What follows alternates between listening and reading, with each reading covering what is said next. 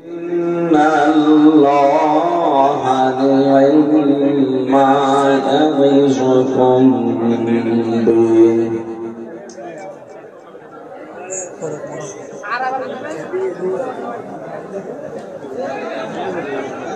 ঠিক আছে। ইন্নাল্লাহা কানা সামিআন বাসীরা।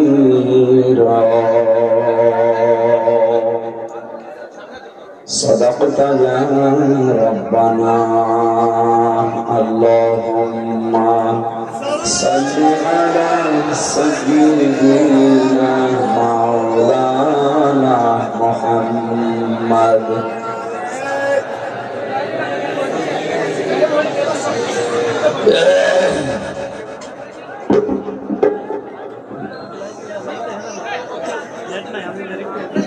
জীবনে কখনো তুমি মিথ্যা বলনি, তাই তো তোমায় পেতে কাঁদি ধরনি।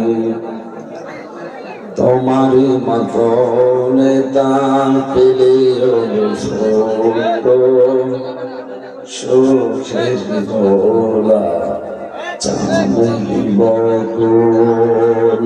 আলহামদুলিল্লাহ। কুমিল্লা জেলা নাঙ্গলকোট থানার অন্তর্গত মেরকোট আলোকিত আদর্শ যুব সমাজের উদ্যোগে ষষ্ঠ বাৎসরিক তাফসীর কোরআন মাহফিলের সুনামধন্য সভাপতি, অত্র এলাকার সর্বজন শ্রদ্ধাভাজন ব্যক্তিত্ব, ইসলামিক চিন্তাবিদ, শিক্ষাবিদ professor Maksudur Rahman, Hajiganj degree college, Chandpur. মাহফিলের প্রধান অতিথি, সাবেক সাধারণ সম্পাদক নাঙ্গলকোট উপজেলা ছাত্র দল, প্রধান সমন্বয়ক নাঙ্গলকোট উপজেলা যুবদল জনাব সেলিম জাহাঙ্গীর মন্টু ভাই, প্রধান মেহমান জনাব আহমেদ সুমন, প্রধান পৃষ্ঠপোষক জনাব তোফায়েল আহমেদ পাটওয়ারি। অনেকগুলো মানুষের নাম দিয়েছে। আমরা একবারে দোয়া করছি, রফা'না লাকা যিকরাক। এদের মর্যাদার সম্মান আল্লাহ যেন বলেন আমিন।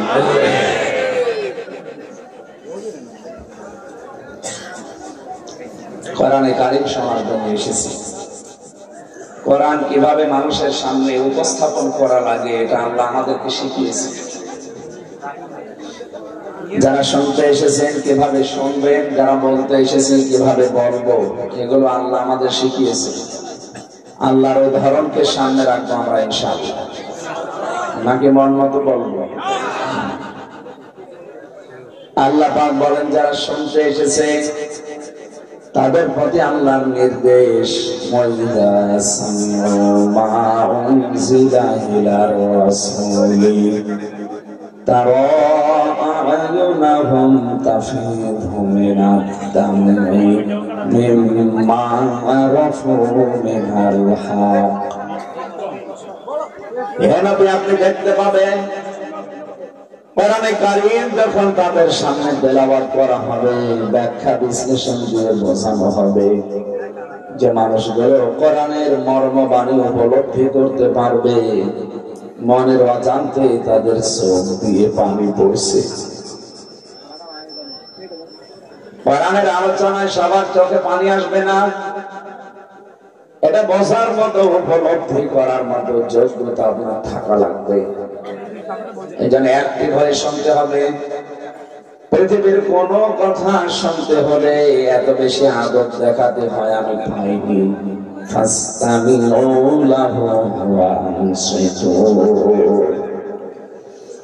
এক নাম্বার শুধু যদি শোনার কথা বলতেন তাহলে সামিয়া দিতেন। আল্লাহ জানাতে চেয়েছেন শুধু শুনতে হবে না, মনোযোগ দিয়ে শোনা লাগবে। কারণ এটা আমরা বসে আছি, শুধু বসে আছি না, আমরা ইবাদতে আছি। তো চুপ থাকা লাগবে। দেখছি এখনো অনেকে গল্প করছেন, কথা বলছেন, আপনার ইবাদত কিন্তু হচ্ছে না। এখানে এসে যদি সাওয়াব হয়ে যায়, গুনাহ হয়ে যায়, আপনি বাড়ি চলে যান। গল্প শেষ হয়নি এখনো, আরেকটু পরে, এখনো 10-15 মিনিট আছে, পরে।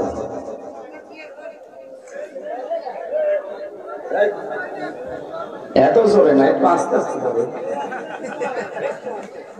হয়েছে? ঠিক আছে।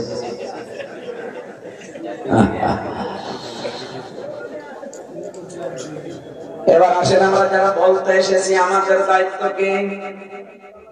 আল্লাহ রাব্বুল আলামিন বলেন, কিতাবুন উনজিলা ইলাইকা ফালা ইয়াকুন ফি সাদরিকা হারাজুম মিনহু লিতুনযিরা বিহি ওয়া যিকরা লিল মুমিনিন। হে নবী, কোরআনে কারীম আমি আপনাকে দিলাম, এটা শুধু চুমা খাবেন আর মাথার উপরে রেখে দেবেন। আর ভাই আপনারা তো খ্রিস্টান ইহুদি না, যে জবাব দিতে পারেন না। এটা সিঙ্গাপুরে 100 ভাগের 95 ভাগ অমুসলিম বাস করে, সেখানে যদি বায়ান করি অন্তত তারা মুখ বন্ধ করে বসে থাকতে পারে যে না, মুসলমানদের পক্ষে রায় দিয়ে আমাকে বলেন তো, যে কথাটা পর্যন্ত বললাম কোরআন শুধু চমা খাওয়া মাথার উপরে রাখার জন্য, আর যাবার ছাত্রের মতো দেবে, একটা ক্লাস চলছে।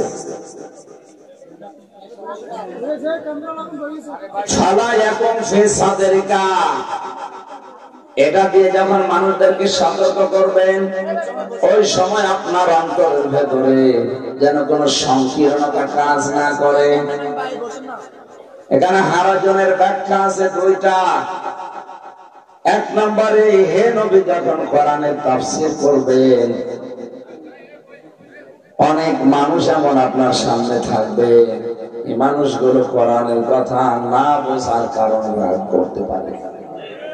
এরকম মানুষ নেই দেশে? 2 নম্বরে, আপনি কোরআন থেকে যখন ব্যাখ্যা বিশ্লেষণ করবেন, এ দুনিয়াতে বহু মানুষ এমন আছে যারা ইবাদত বন্দেগী বানিয়ে বানিয়ে করত। আবহমান কাল থেকে এমন এমন নিয়ম নীতি ইসলামের নামে চলে আসে, যেগুলো আসলে ইসলাম না, মানুষ আন্দাজে বানিয়ে নিয়েছে আবেগে। আর এগুলো কুমিল্লা, ব্রাহ্মণবাড়িয়া 2 জেলায় বেশি। এখানে আলেমও বেশি, জালেমও বেশি। বাংলাদেশে সবচাইতে বড় নিকৃষ্ট মানুষ যারা, আমি নাম নিলাম না, তার কারণে কুমিল্লা বিভাগ পর্যন্ত আল্লাহর দেয়নি। নিকৃষ্ট মানুষ আমার দৃষ্টিতে হতে পারে, আমি যতটুকু বুঝি মোশতাক সাহেব সবচাইতে উত্তম মানুষ ছিলেন, ঠিক কাজ করেছেন। যদিও তার নামের কারণে আপনাদের বিভাগ দেয়নি, এবার হবে ইনশাআল্লাহ। কুমিল্লা 17 জেলার ভেতরে 1 জেলা, এটা ঐতিহ্য আছে না কুমিল্লার। যদিও কিছু মানুষ তাহির ভাইয়ের ভক্ত হওয়ার কারণে শিরিক বেরাত আরম্ভ করেছে, ওটাও বন্ধ হয়ে যাবে ইনশাআল্লাহ। পাশের জেলা তো একটু মানে আস লাগে, কিন্তু না, আপনাদের জেলায় আলেম বেশি। আলেমরা কি করে, কি এই ভণ্ড আসে কি করে? আল্লাহর নামের সাথে যারা অন্য কাউকে জুড়ে ডাকে, তাদের শাস্তি আল্লাহ বলেন ডবল হবে। সূরা ফুরকান 68 নম্বর আয়াতের প্রথম অংশে আছে, মাআল্লাহি ইলাহান আখারা, যে মানুষগুলো আল্লাহকে ডাকে তার সাথে অন্য কাউকে জুড়ে দেয়, কাল্লা বাবা, ফাতে বাবা, এগুলো জুড়েছে না, এর শাস্তি ডবল হবে। কিয়ামতে এই মানুষগুলোর শাস্তি আল্লাহ ডবল দেবে।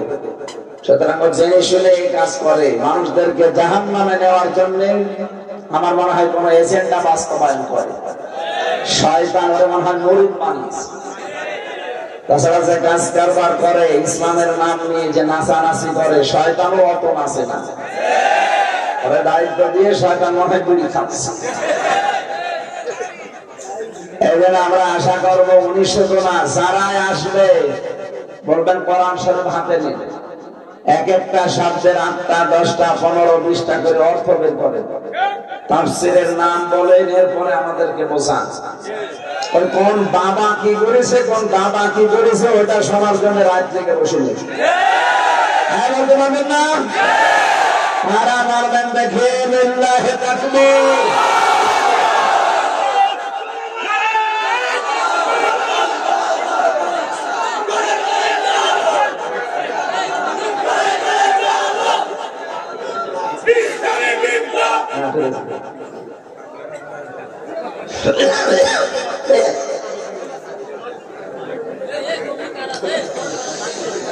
আয়াতের প্রথম অংশ থেকে একটা শিক্ষা এখন আমরা নিতে পারি, আল্লাহ বাদে যারা অন্য কাউকে ডাকে, সে যদি কাবা শরীফের ইমামও হয়, আমরা তার সাথে ডাকবো না।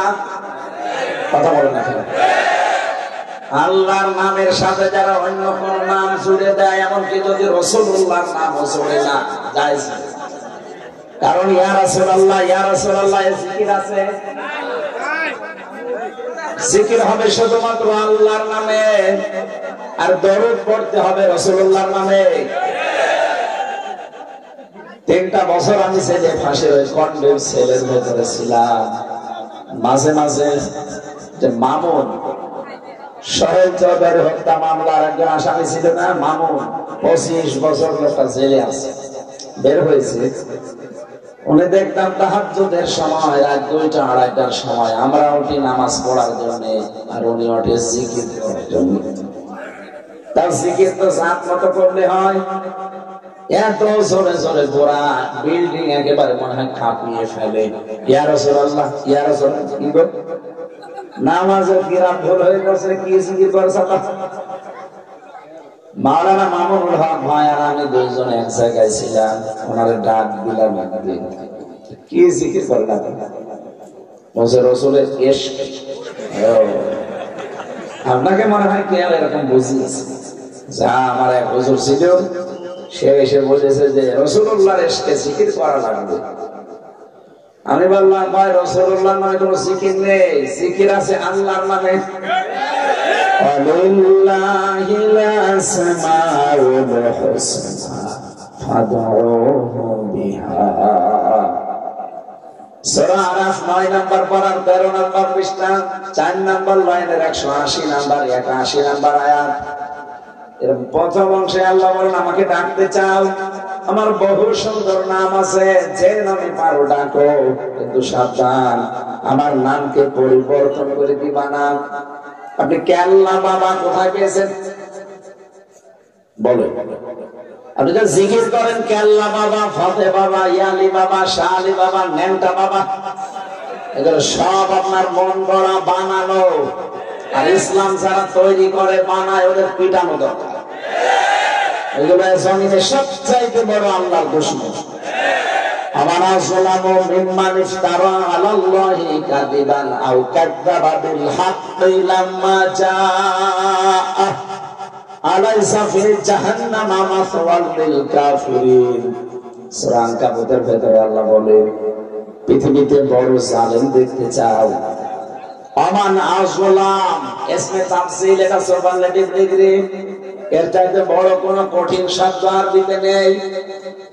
আল্লাহ বলেন, ছোটখাটো কোন জালেমের পরিচয় আমি দেইনি। এ দুনিয়ায় সবচাইতে বড় জালেম আমি আল্লাহর দৃষ্টিতে ওইটা, যে লোকটা আল্লাহ সম্পর্কে জ্ঞান অর্জন না করে আন্দাজে এক কথা আল্লাহর নামে চালিয়ে দেয়, অথচ তার কাছে কিন্তু আসল জ্ঞান চলে এসেছে। এরকম মানুষ দেশে নেই? এখানে আবাহমান কাল থেকে যারা বানানো ইবাদতে অভ্যস্ত, বাপ দাদা যা করেছে আমিও তাই করবো, এটা কাফেরদের উক্তি। চার জায়গায় কোরআনে আয়াত আছে, ওয়াইযা কিলা লাহুম তাআলাউ ইলা মা আনজালাল্লাহু ওয়া ইলার রাসূল ক্বালু হাসবুনা মা ওয়াজাদনা আলাইহি আবানা। সূরা মায়েদা 7 নাম্বার পারা 4 নাম্বার পৃষ্ঠার প্রথম নাম্বার লাইনের 104 নাম্বার আয়াতের প্রথম অংশে আছে। এটা তাফসীর ফি জিলালিল কোরআন থেকে বলছি। রব্বুল আলামিন বলেন ওয়া মানে এবং ইদা মানে যখন, ইলা মানে বলা হয়, তাআল মানে আসো, ইলা মানে দিকে, মা মানে যা, আনজালাল্লাহ মানে আমি আল্লাহ নাযিল করেছি। হেনাবে দুনিয়ার মানুষকে আপনি যখন বলবেন আসো, আল্লাহ যা নাযিল করেছে ওইটার দিকে আসো, আমি রাসূলের আদর্শের দিকে আসো। ক্বালু হাসবুনা, বহু বছর বলছে আল্লাহ বলেন অনেক মানুষ আপনার সামনে আপনার কথা যারা শুনবে তাদের ভেতরে অধিকাংশ মানুষ এই কথা বলবে হাসবুনা ওয়াজাদনা, আমাদের জন্য যথেষ্ট যা আমরা পেয়েছি, আলাইহি আবাআনা, আমাদের পূর্বপুরুষ বাপ দাদা মুরব্বি পীর সাহেব এদের কাছে আমরা যা পেয়েছি এইটাই আমাদের যথেষ্ট, আপনারটা লাগবে না। এরকম কথা বাংলাদেশে এখন কেউ বলে না। আমরা কোরআনের আয়াত মারা পৃষ্ঠা লাইভ রূপো সূরার নাম তাফসীরের নাম পর্যন্ত বলে দেই, এরপরও বলে যে না আমার বাবা বলেছে। তো বাবা বড় হয়ে গেল। আমার মনে হয় নবীজি যদি এখন থাকতো নবী কেউ বলতো না আপনারটা মানি না, আমার বাবা বলেছে, এটা আমার বাবা বলেছে, আমার দাদা বলেছে, এই কথা কাফেরদের। কাদের বলেন বলেন? এই রোগটা এখন অনেক মুসলমান নামধারী মুনাফিকের ভেতরে জড়ো হয়েছে। সুতরাং আমরা যেন হেফাজত থাকি নিজেদেরকে। হ্যাঁ, ভুল মানুষই করবে, ভুল হতেই পারে, যদি সঠিকটা সামনে চলে আসে পেছনে আর তাকানো যাবে না। এই কথা বলে না কেন? আল্লাহ আমি সহ যারা এসেছি কোরআনে কারিমের বর্ণিত নির্দেশিত বিধানগুলো যেন পঙ্খানো মানতে পারি, বলেন আমি। বানানো ইবাদত যারা করে, নিয়ম নীতি যারা মানিয়েছে, কোরআনের তাফসীর করলে ওইগুলো টিকবে না। কারণ তাফসীর মানে খুলে ফেলা। তাফসীর মানে কি? খুলে ফেলা, উলঙ্গ করা। ঢাকনা দিয়ে ঢাকা আছে, ঢাকনা খুলে ফেলা। এখন আমি আজকে এই ভাইয়ের বাড়িতে গেলাম, সকালবেলা ডাক দিলাম, সালাম দিয়ে দেখে একটা বাচ্চা বেরিয়ে এসেছে। এত সুন্দর ফুটফুটে বাচ্চা, আঙ্কেল বলে আমারে ডাক দিল।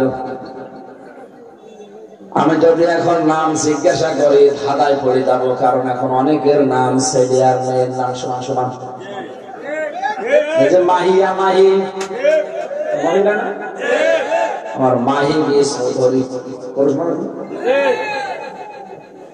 আপনি বুঝবেন কি করে ছেলে না মেয়ে? ওটা বোঝার জন্য একটা উপায় আছে।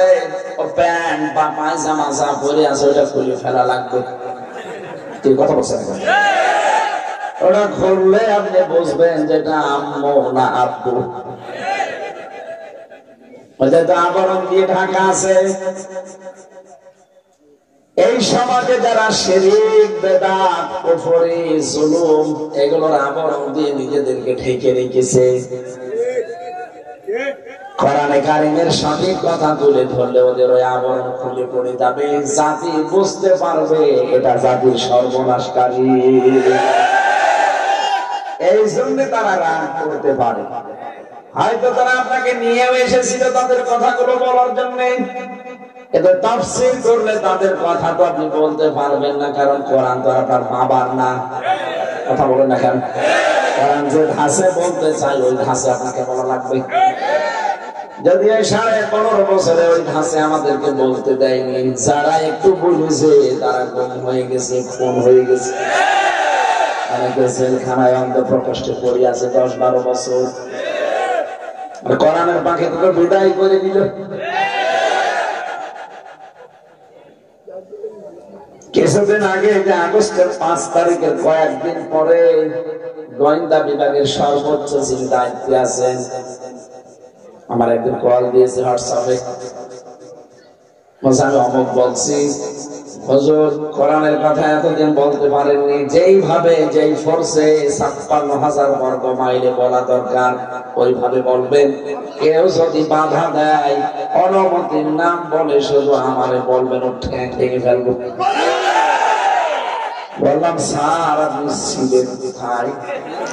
আমি নতুন দায়িত্ব পেয়েছি। এইরকম মানুষই আমার স্যার। কথা বলেন না। দুইটা কথা বলেছিল যে কমিটিকে বলবেন তারা যেন রাতের বেলা অনুষ্ঠান করলে পর্যাপ্ত আলো এবং মেয়েদের যে জায়গাগুলো এই জায়গাটা যেন সিক্রেট রাখে, কারণ এখানে অনেকের আনাগোনা হয়। এই জায়গাটা ওদের প্রসাব পায়খানা যেন আলাদা করে দেওয়া হয়, যেন কষ্ট না হয়। আর আলোর ব্যবস্থা রাখবেন পর্যাপ্ত, যেন কোনো ঝামেলায় পড়ে কেউ না যায়। এই দুইটা করবেন। বাকি কোরআনের কথা বলতে এদেশে কোনো অনুমতি তো লাগবে না, কোনো বাধা নেই। যদি কেউ কিছু করে শুধু আমার জানাবে। বাংলাদেশের যে মহারথী হোক করে আমি দেখব। এখনো এরকম বাধা পড়েনি। সত্যি বাধা যদি পড়ে ওর একেবারে জীবন শেষ করে ফেলবে। আমি চাচ্ছি যে 15.5 বছর যেভাবে বাধা দিত ওইভাবে বাধা আসেন তো। এখন মাইক কেড়ে নিন তো। বহুবার এই কুমিল্লা এসেছি, সেই কুষ্টিয়া থেকে। আপনি আমাকে সেলাই ঢুকতে দিন। কোথায় কুষ্টিয়া, কোথায় কুমিল্লা? 12-13 ঘন্টা সময় লাগে আসতে। তখন তো পদ্মা সেতু ছিল না। এখন নাই, 9 ঘন্টা হলে চলে আসতে পারলাম। আজকে আমার 8.5 ঘন্টা 9 ঘন্টা সময় লেগেছে। সে ফজরের পরে কুষ্টিয়া থেকে বের হয়েছে, এখানে এসে মাগরিব পড়লো। সেই সময় তো আরো কষ্ট করে আসতাম, 12-13 ঘন্টা লাগতো। আপনি কি করলেন? দাউদকান্দি ব্রিজ পার হওয়ার আগে জিবরাইল আপনার খবর দিয়ে দেয়, বলে হুজুর যেন আজকে আসেন তো কোন মহারথী আপনি আসেন। যারা সবচাইতে বেশি বাধা দিত আপনাদের পাশের থানা লাকসাম এবং লালমাই। এক মাল মন্ত্রী ছিল না, কামাল? মালের এক ভাই ছিল, এক আল্লাহর ওলি। এমন কোন অপকর্ম নেই আল্লাহর ওলি করে না। আর এই পাশেরটা ছিল যেটা লাকসামে, এইটারও এক শালা ছিল, এবার আর এক আল্লাহর ওলি। সব সময় লাল পানি নিয়ে থাকে আর বাকি কিছু বললাম। আপনি আজকে আসেন, সে মহাব্বত হোক আর আন মহাব্বত হোক, আজকে এসে মাইক কেড়ে নেন। না, আজকে কথা বলতে দেবো না, আসেন। আমি অফলাইন বলছি, নিয়ে যান। শুধু কুমিল্লা না, সারা বাংলাদেশে একই অবস্থা। জালেমদের এখন ইঁদুরের গর্ত নেই। কোরআনের পাখি যা যা বলেছিল প্রত্যেকটা শব্দ অক্ষরে অক্ষরে মিলে যাচ্ছে। বলেছিল না যে জালেমরা গর্ত পাবে না ইঁদুরের? এখন ইঁদুরের গর্ত আছে জালেমদের। তারপরও ষড়যন্ত্র অনেকে করছে। সচিবালয়ে যারা আগুন লাগিয়েছে, যারা মেন দায়িত্ব ছিল, আমার কুষ্টিয়ার সাবেক এসপি একজন তানভীর আরাফাত, এটা এই জালেমদের একেবারে পাক্কা দোষর ছিল। বঙ্গবন্ধুর মূর্তি ভাঙার কারণে এমন এমন কথা আলেমদের বিরুদ্ধে বলেছিল। ওই সময় কয়েকদিন আগে গ্রেফতার হয়েছে। আমার মনে হয় ওরা ডিম দেওয়া দরকার, তাহলে সব বেরিয়ে আসবে কারা এই জায়গায় আগুন লাগিয়েছে। আর কথা বলে না কেন? বহু ছাড় দিয়েছি, আর কোন ছাড় নেই। বিশেষ করে দেশ নিয়ে কেউ ষড়যন্ত্র করলে সে যে মহারথী হোক, ওর কোনো ক্ষমা নেই। পাশের রাষ্ট্র আমাদের প্রতিবেশী, এটা কোলাঙ্গার প্রতিবেশী। এরা সবাই না, ওই উগ্রপন্থী হিন্দু যারা, তারা এই শয়তানরা শুধু নিজেদের স্বার্থে বানিয়ে বানিয়ে মিথ্যা সংবাদ আমাদের দেশের বিরুদ্ধে প্রচার করে। বিশ্ব মিডিয়াকে দেখাতে চায় যে বাংলাদেশের সংখ্যালঘু নির্যাতন হয়, অথচ সবচেয়ে বেশি শান্তিতে আছে সংখ্যালঘুর দিক থেকে বাংলাদেশে। গোবিন্দ পরমাণিক কয়েকদিন আগে ঘোষণা দিয়েছে, সেদিন আমিরে জামাত ডাক্তার শফিকুর রহমান হাফিজাহুল্লাহ গিয়েছিল গাইবান্ধা এবং খোলবা।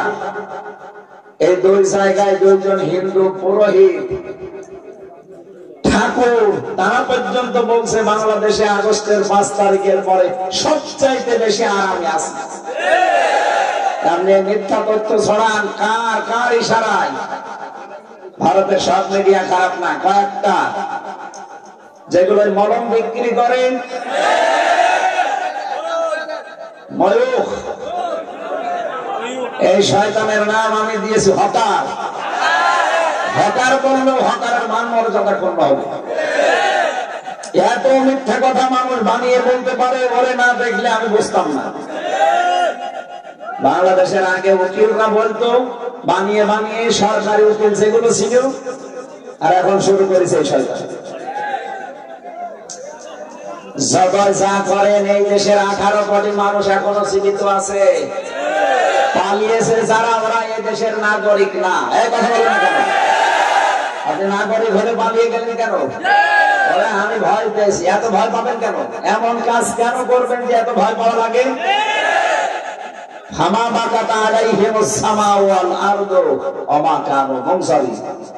এমন মানুষ দুনিয়া থেকে চলে যায়, তার জন্য আকাশেও কেউ কাঁদে না, জমিনেও কেউ কাঁদে না, ইন্না লিল্লাহ পড়ে না, এবং তাদেরকে অবকাশও দেওয়া হয় না। আল্লাহর আয়াত বাংলাদেশে একেবারে খাপ মিলে গেছে। এখানে আমরা যারা সামনে আসবো, চেয়ারে বসবো, এরা যেন এমন কোন কাজ না করে যে 5 বছর পরে আপনার বাড়িও শশা হয়ে যাচ্ছে। কুষ্টিয়ায় হানিফের বাড়ি এখন শশা, কেউ থাকে না, শয়তানও বাস করে না, কারণ এখন ওটা গণ টয়লেট হয়ে গেছে। শয়তান ওখানে থেকে পোশাক খাবে। আপনাদের পাশের থানা লাকসামের এটাও আজকে শুনলাম, ওইটাও এরকম আয়না ঘর লিখে দিয়েছে। ঠিকই করিস, কারণ জালেমদের প্রত্যেকটা বাড়ি ছিল আয়না ঘর আর টর্চার সেল। আমি তো নিজে সাক্ষী।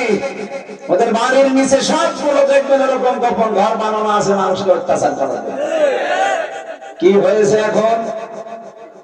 কেউ থাকে না। এজন্য আমাদের শিক্ষা নেওয়া দরকার। আগামীতে যদি আল্লাহ কাউকে দেন, তারা যেন জুলুম না করে। আর 5 বছর পরে আপনার বাড়িও কিন্তু গণ টয়লেট হয়ে যাবে। কয়েকদিন আগে মালয়েশিয়া, সিঙ্গাপুর সহ কয়েকটা দেশ ঘুরছিলাম। তাফসীর মাহফিলের দাওয়াত ছিল আমার। মালয়েশিয়া দেখলাম সাহেব পাড়া আছে, সাহেব পাড়া, ঘরগুলো সব তারা বন্ধ। ওরা থাকে না ওখানে, সব থাকে হোটেলে চুরি করে। যে হোটেল থেকে নামি দেখি 2 শয়তান বসে। হুজুর আমরা আগেই পালিয়েছি। আরে শয়তান! কেন সাহেব পাড়া বানালে ঘরে ঘর তালা মারা, ঘরে যে মায়ের খাবো? এই দেশে বাঙালি নেই, পিটিয়ে আমার একেবারে জোতা দিয়ে সোজা করে ফেলে। এই জন্য খুব চুরি করে আসে। এই যে নিচে চা খেতে নেমেছি, কেউ জানে না, জানে না যে আমি জেনে ফেললাম। এখন কিন্তু বলে করবে, হুজুর আপনার কাছে দোয়া আছে। কিসের দোয়া শয়তান? তোর জন্য আমার দোয়া বের হবে। তোর জন্য 3টা বছর আমি জেলের অন্ধ প্রকোষ্ঠে কাটিয়েছি, যোগাযোগ বিচ্ছিন্ন। প্রধানমন্ত্রী লিখেছিলেন যেন উনি জেলে গেছে, হয়তো 7 পরে ওনাদেরকে সরকারি ভাবে কথা বলার সুযোগ দিয়েছে। আর আলেমদের সাথে যা করেছে জালেমরা, আমি তো 3 বছর ছিলাম, যোগাযোগ পর্যন্ত করতে দেয়। সরকারি মোবাইল কি আমি জানতাম না। ওনাদের 15 দিন পরে তাও তো অন্তত পেয়েছে 10 মিনিট। আর আমার 3টা বছরে ছেলে মেয়ে, স্ত্রী পুত্র, মা বাবা বেঁচে আছে কি আমার দাদা আছেন বুঝে গেছে, আমি জানি না। 15 দিন পরে কারারক্ষী এসে বলছে আপনার কে যেন মরে গেছে। কোর্টে গেলাম, কোর্টে যাওয়ার পর শুনলাম দাদা মরে গেছে 15 দিন আগে। কত মানুষকে খুন, গুম, মিথ্যা মামলা, মিথ্যা সাক্ষী দিয়ে ওই ঘরের ভেতর থেকে ষড়যন্ত্র হতো। এক কথা বলছে না কেন? আমার কুষ্টিয়ার হানিফ আর হানিফের ভাই আতা, ওদের বাড়ি পায়খানার ইট পর্যন্ত, প্যান পর্যন্ত খুলে নিয়েছিল। কত রাগ বলেন তো একটা মানুষের উপরে? পায়খানা করবে মানুষের, প্যানও রাখে নাই। তো শয়তানের কোন চিহ্ন রাখবে না। আর আমার মনে হয় ওদেরকে যদি মানুষ পেত, এক একজন এক এক ঠ্যাং ধরতো, কেউ কিছু না পেলে ছোট ঠ্যাং ধরতো। শয়তান করে আজকে পেয়েছি। এমন কাজ কেন করা লাগবে এই ছোট্ট দুনিয়ায় যে আমার চেয়ার পাল্টালে আমিও আর থাকতে পারি না? কেন এই কাজ করা লাগবে? আমার ভাইরা,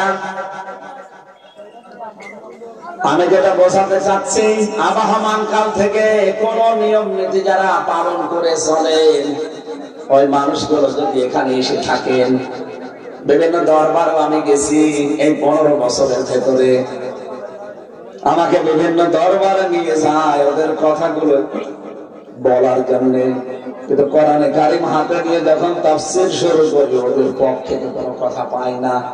কারণ ওরা করে বেদাত, ওরা শিরক করে, ওরা কুফরি করে। কথা বলছেন এদেশের 48,000 দরবার, আপনি বলেন তো একটা দরবারের নাম যে সেখানে তাওহীদের শিক্ষা দেওয়া হয়? কম বেশি প্রতিটি দরবারে কিছু না কিছু শিরক আর বেদাত আছে। অথচ এই জায়গাগুলো থেকে আগে ইসলামের কথা আসতো। আবহমান কাল আগে তাকান, 50-100 বছর আগে এখানে যারা দায়িত্বে ছিল এই দরবারে, এখান থেকে ওনার বাবারা, ওনার দাদারা কেউ দেশে ওনার কাছে গেলে বলতো আল্লাহর কোরআন এই যে দিয়ে দিলাম, এটা পড়বা, আল্লাহকে পেয়ে যাবা। কিন্তু এখন যারা আছে অধিকাংশ কাছে নেই, ওরা গেলে আগে জিকির দেয়, তাও বানানো জিকির।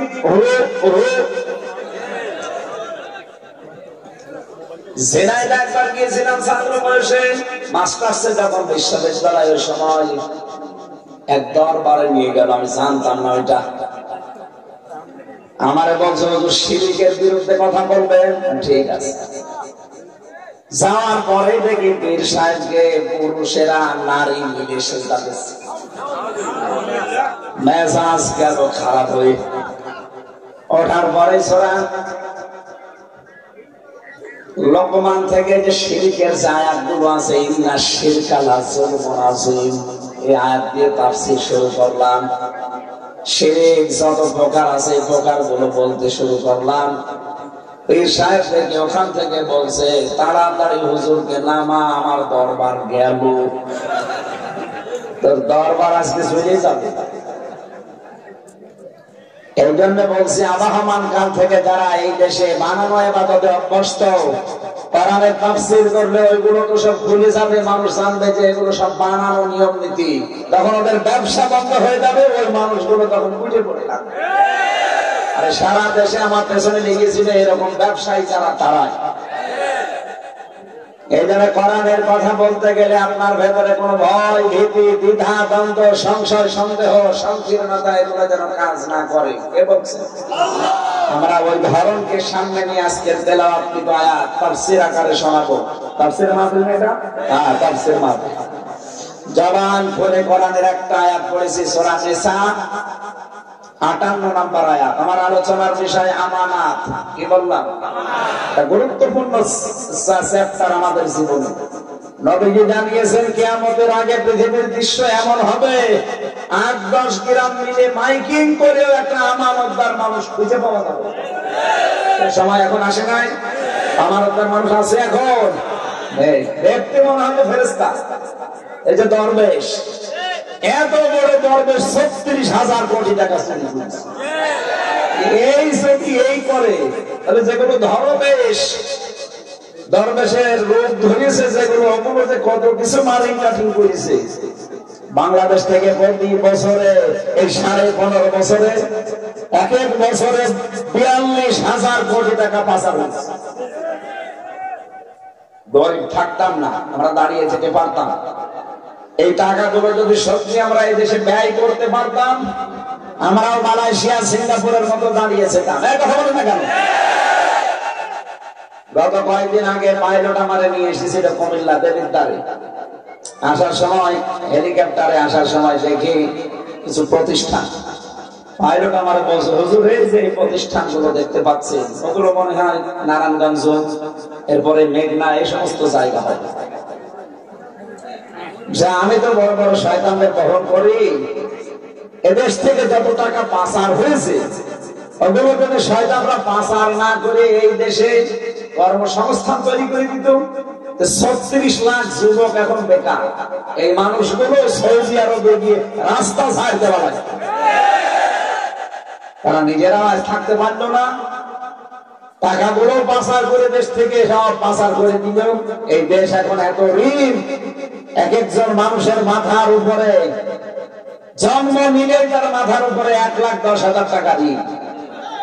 অথচ স্যার বিশ্বাস করে এতদিন মানুষ কন্যা বলতাম, সে যাবার সময় একটা কথা মানুষকে কিচ্ছু বলে না, খালি পাইলটকে বলেছিল যে 14টা সুটকেস এটা উঠেছে, বলে হ্যাঁ চলো। আপনি মানুষ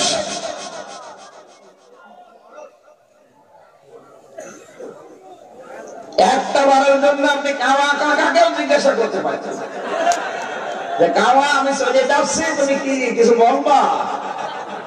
আমারও বলতে পারছেন যে হামজা তোমার 3 বছর জেল খাটালাম, অন্তত আমি চলে গেলাম, মাফ করে দিই। কিছু বলতেন না, আপনি তো মাফও পেলেন না, চলে গেলেন। টাকাগুলো নিয়ে এখন তো ভালোই খাচ্ছেন, আমরা কি করবো? আজকে জয় এবং ওনার বোনের মেয়ে টিউলিপ, তাদের 2 জনের ফেরিস্তি বেরিয়েছে, সব বের হবে। শেখ পরিবার এই দেশে যা ক্ষতি করেছে, কিয়ামত পর্যন্ত এত ক্ষতি কেউ করতে পারবে না। খালি তারেক জিয়া আর বেগম জিয়া, এদের 2 জনের নামে উল্টা পাল্টা মিথ্যা ছড়িয়েছে। যেই কয় কোটি টাকার জন্য তাদের এই 8 বছর 7 বছর 6 বছর জেল খাটান, ওই টাকা তো কয়েক গুণ বেশি হয়ে গেছে। তখন পুরস্কার দেওয়া দরকার। আরো একটা বিধবা মেয়ে এলো, তার স্বামী নেই, তার ছেলেটা মারা গেছে, আর তার বাড়ি থেকে আপনি এক কাপড়ে বের করে দিলেন। আপনিও একজন মহিলা, আপনি মানুষ, মানুষ কন্যা সেজেছে। জানোয়ার বললো, জানোয়ারের অপমান হবে। বেনামাজি এই মানুষগুলোকে যদি কুকুরের সাথে কেউ তুলনা করে, কুকুর বলে না আমার সম্মান হানি হচ্ছে। হ্যাঁ, বেনামাজি যারা, ওদেরকে যদি বলে এখানে কুকুর, বেনামাজি ভাই কুকুর পর্যন্ত লাগিয়ে যাবে। আমারে আপনি বেনামাজির সাথে তুলনা দেবেন না, কারণ আমি ওর মতো অত বড় নেমো খারাপ না। আমি একটা হাড় খেলেও হাড়ের শুকরিয়া আদায় করি মালিকের, যে মালিককে সারা রাত পাহারা দেয়। আর ওই বীর্য থেকে শুরু করে হামজা পর্যন্ত বানিয়েছে ওই আল্লাহ, ওর সেজদা পর্যন্ত দেয় না। ওর মতো নাফরমান দুনিয়া আছে? আমি মুসলমানদের কাছে স্বাভাবিক ভাবে নামাজের কথা আর রোজার কথা বলি, কারণ নামাজ যদি মুসলমান না পড়ে, ও তো আর মুসলমান থাকে না। থাকে একটা কাফের আর মুসলমানের ভেতরে পার্থক্যই নামাজ।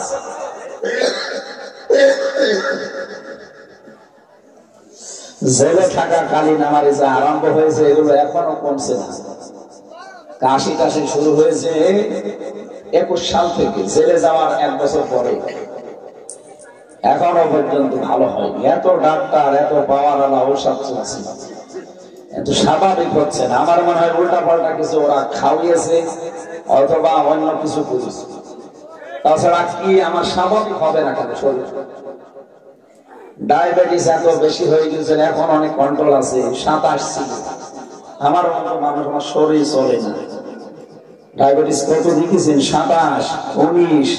সেদিন রংপুরে তো মাথা ঘুরে ঘুরে গেছে, আমি জানি না যে এখানে কেউ আছে কি। আমার মনে হয় আল্লাহ বাঁচিয়েছে, আমার মাথার এই সাইডে রক্ত জমে আছে, এখন আমি স্বাভাবিক না। তারপরও আপনাদের শুধু এই ভালোবাসার কারণে জোর জোর করে আপনারা নিয়ে আসে। ডাক্তার তো বলছে রাত 10টার পরে ঘুমিয়ে পড়বে, জার্নি করবেন না। অথচ আজকে আমার কত কিলো জার্নি হয়ে গেল। আবার কালকে যদি ফের কুষ্টিয়ায় যাওয়া লাগে, আমার জীবন থাকবে? দোয়া চাচ্ছি আল্লাহ যেন শরীরটা আগের ওই স্বাভাবিক অবস্থায় ফিরিয়ে দেয়। মুক্ত জীবনে আসবো কোনোদিন ভাবি না। বিশেষ করে ও শয়তান যদি না পালাতো, আমার তো জীবনও বের হওয়া লাগতো না। আমাদের ভেতরে সাইদি সাহেবের মতো মেরে ফেলে, কারণ ওখানে মানুষ মারা একেবারে সহজ। নাসিরুদ্দিন পিন্টু ভাইকে মেরে ফেলেছে, নাম দাসে মরে গেছে। কে বলছে? আমার সাথে আমার একেবারে আমার ছেলে ছিল, উনি মারা যাওয়ার পরে আমার ঢুকিয়েছে। ওই জায়গায় বলে কেউ থাকতো না। আমি কারারক্ষীরে জিজ্ঞাসা করলাম এখানে এইভাবে কে থাকতো? বলছে এখানে নাসিরুদ্দিন পিন্টু সাহেব ছিল। কত মানুষকে আপনি এই জায়গায় নিয়ে বিভিন্ন কায়দায় মারেন।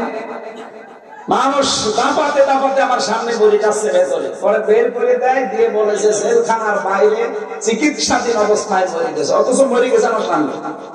বলে যে জেলখানার এই সাইড দেওয়ালের মাঝে আজরাইল ঢোকে, আজরাইল ঢোকলে নাকি ওদের বদনাম হয়, ওরা নিজেরা মারে আজরাইলের দোষ দেয়। কত মানুষকে আমার সামনে আমি মরে যেতে দেখলাম এই 3টা বছরে, আমিও মরে যেতাম, শুধু কোরআন শরীফ ছিল আমার সাথে, এই কারণে মনে হয় আল্লাহ আমারে বাঁচিয়ে দিয়েছে। 24 ঘন্টা তো তালা লাগানো ছিল, এমনি তালা লাগিয়ে দিলে তো হয়, পায়ের সাথে টাঙ্গা বেড়ি লাগিয়ে দেয়, হাতে হ্যান্ডকাপ লাগিয়ে দেয়, ফাঁসির ওই কন্টেম সেলের ভেতরে এমনি এতটুকু জায়গা, 3.5 হাত এদিকে 2.5 হাত, 24 ঘন্টা তালা লাগানো, সিসি ক্যামেরা দেওয়া, কেউ আমার সাথে যেন কথাও না। কত কঠিন অবস্থায় রেখেছিল জালেমরা। কি করেছিলাম আমি? আপনার মেয়ের দিকে আমি তাকিয়েছি, আর আপনার যে মেয়ে ও মেয়ের দিকে তাকানো যায়, ওর জামাই ওরে কন্ট্রোল করতে পারে, আমি কিভাবে কি করব? আমি লাগাচ্ছি, ও এটা তার কাটা আছে হালকা, দেখে বলা যাচ্ছে যে ওর ঔষধের সাথে মায়ের স্বামী হবে। আমানত এই শব্দটার গুরুত্বপূর্ণ বিধানগুলো বাংলাদেশের মানুষ মানত না এই 54 বছর, এই জন্য আমাদের কপাল পরিবর্তন হয়নি। আমরা চাই আমানতের সঠিক দায়িত্ব যারা সামনে আসবে এরা যদি পালন করে 41 সাল লাগবে না, 41 ঘন্টায় বাংলাদেশ জান্নাত হয়ে যাবে। এত বড় গুরুত্বপূর্ণ জিনিস আমানত। নবীজি নিজের জীবন দিয়ে পর্যন্ত এটা দেখিয়েছেন। যেদিন তিনি হিজরত করবেন সেদিন চারিদিকে 42 জন কাফের দাঁড়িয়ে আছে, সব নাঙ্গা তরবারি। বিশ্বনবী ডাক দিয়ে বললেন, আলী আমার বিছানার উপরে শুয়ে পড়ো, আমি আল্লাহর নির্দেশে চলে যাচ্ছি, কিন্তু সাবধান, ওই যে টুকরা গুলো দেখতে পাও ঘরের কোনায়, ওগুলো সব ওই কাফেরদের, ওরা আমার কাছে আমানত রেখে গেছে, এগুলো নিয়ে যদি আমি এখন পালিয়ে চলে যাই তাহলে আমার আলামিন নামের কলঙ্ক হবে। কোন নামের? আরো জোরে বলেন। মানুষ আমাকে বড় আশা করে, আলামিন আর সাদিক বলে ডাকে, আমি আমানতদার। এটা নিয়ে যদি এখন চলে যাই সারা মক্কায় আমার নামে একটা বদনাম হবে যে আমি খেয়ানতকারী। আপনি যে 14টা বাক্স নিয়ে চলে গেলেন, আপনার বদনাম হচ্ছে না? এতদিন না আমরা জানতাম না। আমার দেশ পত্রিকার সম্পাদক ডক্টর মাহমুদুর রহমান, লোকটার বাড়িও কুমিল্লায়, কুমিল্লা না, কুমিল্লা গিয়ে ওইদিকে নাঙ্গল দাউদকান্দির ওই পরে মতলব ওর মাঝামাঝি বাড়ি, আমি গেছি আমার বাড়ি। আজকে বাঘের বাচ্চা একটা, সাধারণ জেনারেল শিক্ষিত দাদা কি একটা বাঘের বাচ্চা লোকটা প্রকাশ করে দিয়েছে সব, তাও ভিডিও ক্লিপ আকারে। এখনো দিন যাবে, সব ওনার কাছে রেকর্ড আছে, প্রকাশ পেতেই থাকবে। কত মানুষকে কিভাবে আপনি একেবারে বন্দুক ঠেকিয়ে ঠেকিয়ে মেরেছেন, সব ভিডিও। পুলিশের উপর এক মানুষের এত রাগ কেন? এগুলো অনেকে এতদিন জানতো না, এখন দেখতে পাচ্ছে। ওদের দলীয় কিছু পুলিশ ছিল একেবারে খাস বঙ্গবন্ধুর মরিদ। আমার মনে হয় ওরা আল্লাহর নবীকে নবী মানত না, ওরা বঙ্গবন্ধুকে নবী মানত না। কারণ আমি রিমান্ডে যে কয়টা অফিসার পেয়েছি, ও আল্লাহরও ভুল ধরবে, আল্লাহর পর্যন্ত ভুল হবে। আবার যদি কিছু বলা হয় যে আলেমদের সাথে আপনি যা করছেন, আপনার কিন্তু ক্ষতি হবে সামনে। এমন এমন কথা শোনাতো যে আপনার দোয়ার কত 100 আছে, ও আমার জানা আছে।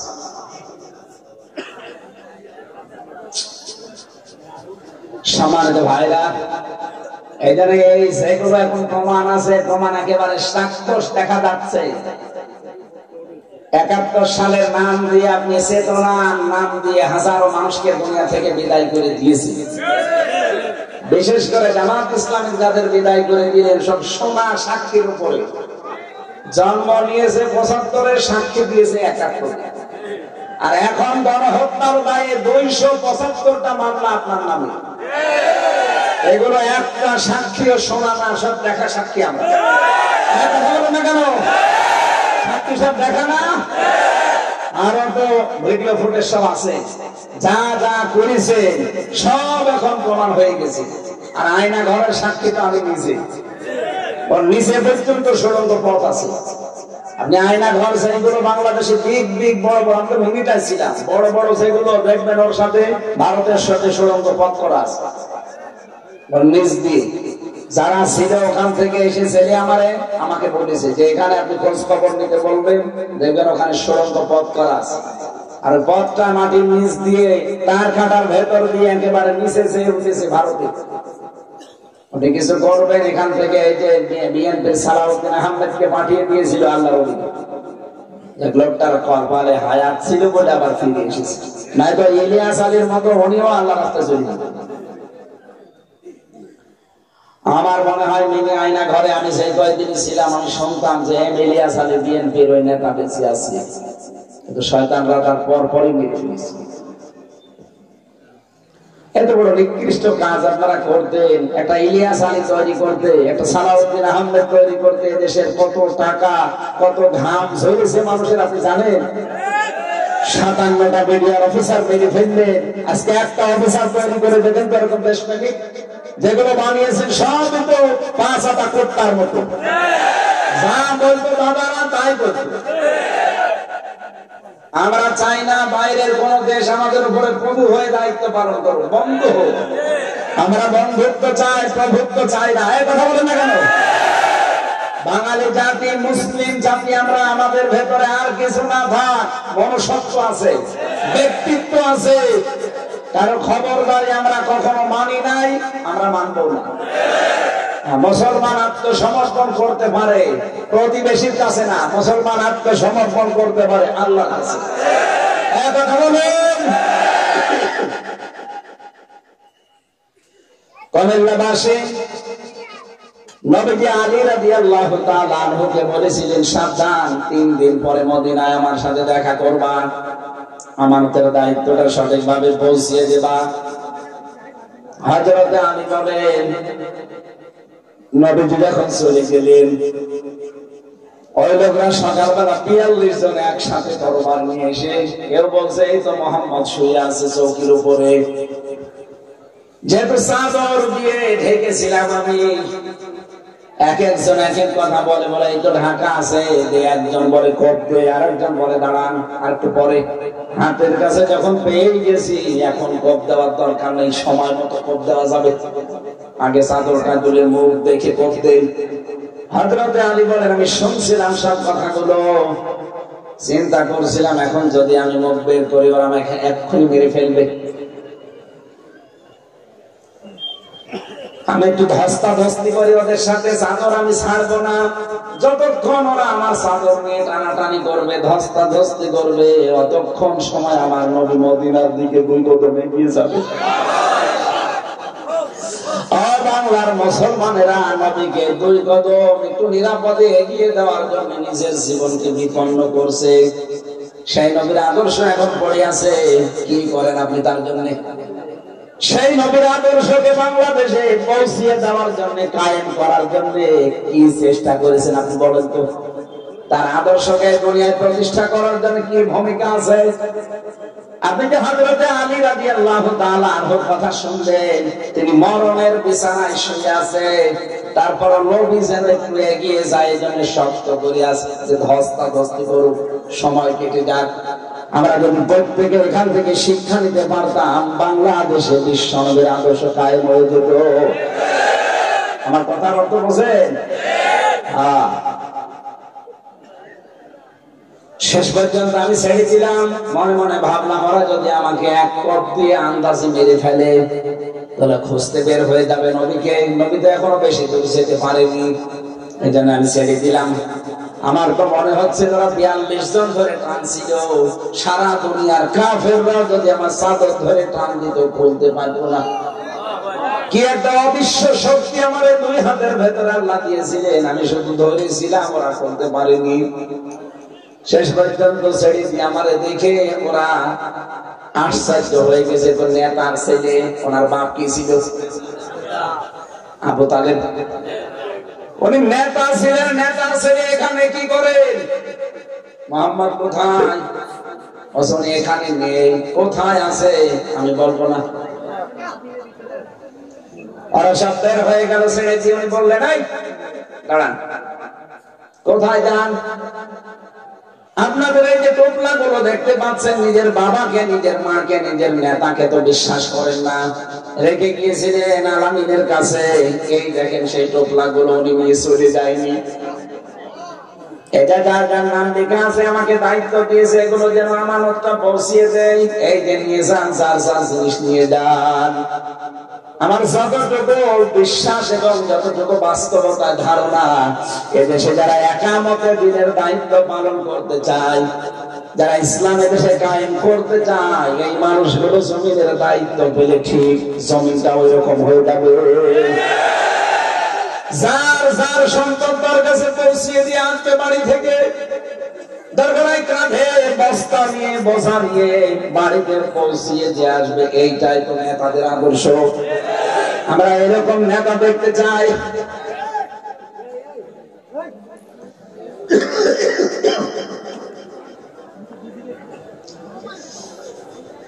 আমার ভাইরা, যে কথা বলছিলাম, আমানতটা গুরুত্বপূর্ণ দেখলেন না? নবী নিজে জামাই হযরত আলীকে মরণের বিছানায় রেখে গেছে, তারপরও যেন আমানতের দায়িত্ব পালন করা যায়। বাংলাদেশে আমরা যাই দায়িত্বে আসবো সামনে, 1628টা চেয়ার আছে এই দেশে। কয়টা? এই যে এই চেয়ার না, একেবারে যিনি পালিয়েছে ওনার চেয়ার থেকে শুরু করে উপজেলা চেয়ারম্যান পর্যন্ত, এই 1628টা চেয়ারে যারাই বসা ছিল, ওরা যদি এদেশের জনগণ এবং এদেশের সম্পদ গুলোকে এভাবে আমানত মনে করে পালন করতে পারে, যে যে সেক্টরে আছে প্রতিটি সেক্টরকে আমানত মনে করে চলে, এই দেশটা দাঁড়াতে খুব বেশি দিন সময় লাগবে না। বিশ্বে আমরা রোল মডেল হয়ে যাবো ইনশাআল্লাহ।